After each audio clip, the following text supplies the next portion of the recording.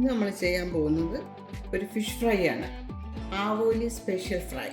അതിനുവേണ്ടി എടുത്തിരിക്കുന്നത് ഒരു 4-5 അല്ലി വെളുത്തുള്ളി, ഒരു 10 പച്ചമുളക്. അത് എരിവൊന്നും ഇല്ലാത്ത പച്ചമുളകായതുകൊണ്ടാണ് ഞാൻ 10 എണ്ണം എടുത്തത്. നിങ്ങൾ 5 എണ്ണം എടുത്താൽ മതി.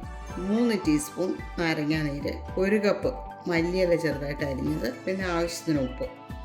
ഇനി ഇതെല്ലാം കൂടെ മിക്സിയിലൊന്ന് അരച്ചെടുക്കാം. അപ്പോൾ ഇതുവരെ പറഞ്ഞ ഇൻഗ്രീഡിയൻസിൻ്റെയൊക്കെ അളവ് 3 ആവോലിക്കുള്ളതാണ്.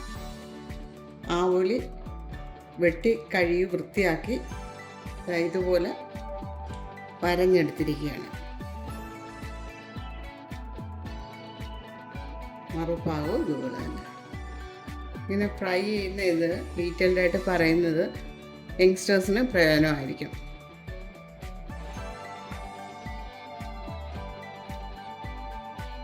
ഇങ്ങനെ അരപ്പ് തേക്കുന്നതിനോടൊപ്പം ഈ വിടവിലും കുറച്ചിങ്ങനെ അകത്തോട്ട് കയറ്റി തേച്ച് വെച്ച് കഴിഞ്ഞാൽ നല്ലതാണ്, അതിനകത്തോട്ട് പിടിക്കും.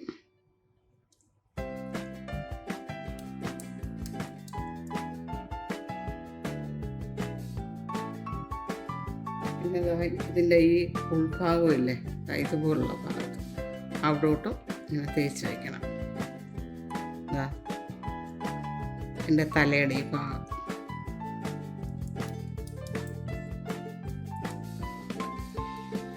മറച്ച് വെച്ച്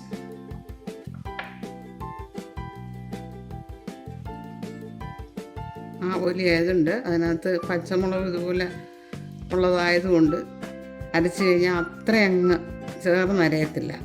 അപ്പം അങ്ങനെ വരുന്നുണ്ട് ഈ ആവോലിയിൽ പറ്റി പിടിച്ചിരിക്കാൻ പ്രയാസമാണ്.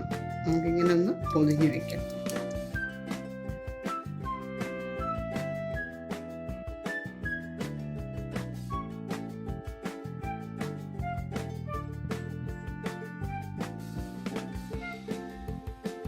കാന്താരി മുളക് വെച്ച് നമുക്കിങ്ങനെ ചെയ്യാവുന്നതാണ്. പക്ഷെ അത് ഇത്രയും ക്വാണ്ടിറ്റി എടുക്കരുത്, ഭയങ്കര എരിയായി പോകും.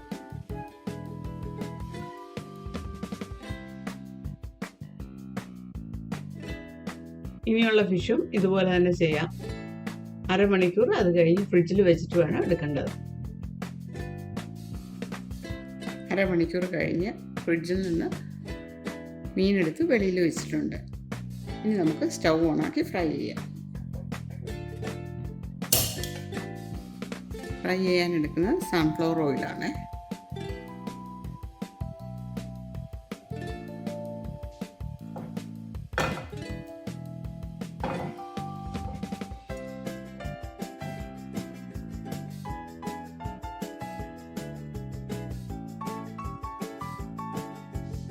നന്നായിട്ട് ചൂടാവട്ടെ.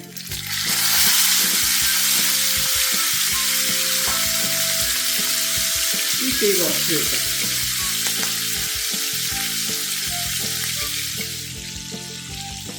ഇനി മീൻ തിരിച്ചിടാം.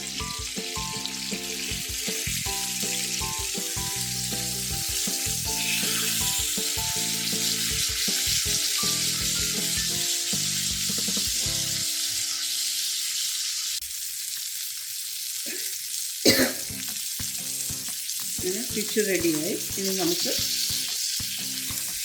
ഇത് പ്ലേറ്റിലേക്ക് മാറ്റാം.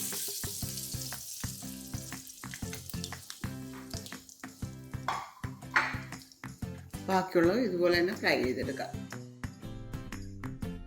കുറച്ച് പഴുത്ത കാന്താരിയും പച്ച കാന്താരിയും പച്ചമുളകും എല്ലാമൊക്കെ വെച്ചാണ് ഡെക്കറേറ്റ് ചെയ്തിരിക്കുന്നത്. ആവോലി ആയതുകൊണ്ടാണ് അതിൻ്റെ പുറത്ത് അരപ്പ് പിടിക്കാൻ പ്രയാസം. മറ്റേത് മീനാണെങ്കിലും അങ്ങനെ വരത്തില്ല. എന്നാലും കുഴപ്പമില്ലാതെ ശരിയായി വന്നിട്ടുണ്ട്. നിങ്ങളെല്ലാവരും ഇത് ട്രൈ ചെയ്ത് നോക്കണം. നല്ല ടേസ്റ്റാണ് പച്ചമുളകോ അല്ലെങ്കിൽ കാന്താരിയോ പച്ചക്കുരുമുളകോ ഒക്കെ അരച്ച് മീൻ ഫ്രൈ ചെയ്താൽ. എൻ്റെ പഴയ വീഡിയോസ് നിങ്ങൾ കാണാൻ മറക്കരുത്. അതുപോലെ തന്നെ സബ്സ്ക്രൈബ് ചെയ്യാത്തവരുണ്ടെങ്കിൽ സബ്സ്ക്രൈബ് ചെയ്യണം.